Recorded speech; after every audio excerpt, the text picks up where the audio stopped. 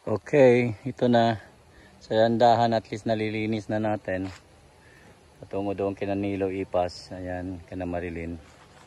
Ayan, nandito naman yung sa mga saging natin. Luminis na yan. Lilinisin pa natin yan.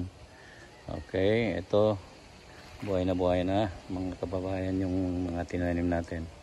Ayan, nilinis na natin hanggang dyan. Konti na lang ang imo-mower ko dyan. At saka nandoon yan. Malinis na dito. Yan, okay. So dito po nagre-rest kasi may puno din po dito. Pwede tayo makasilong. Ayan, may puno din malaki doon. So yan.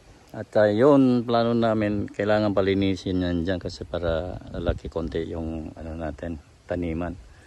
Okay, at doon, nalinis ko na rin doon banda. So kailangan ko yung ulitin na naman doon kasi lumalaki na yung mga mais yata. So ito yun ang mga tinanim natin. Okay. Laki-laki na.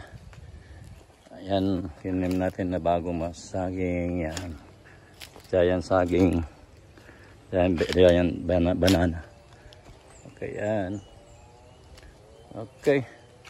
So, yun lang yung mga mais. Kailangan na naman daanan at saka kultibahin kasi lumaki na yung mga mais. Ayan. Tubo na. Okay, so kailangan na naman lilinisin yan. So at least yan, doon banda. So malaking lilinisin, no?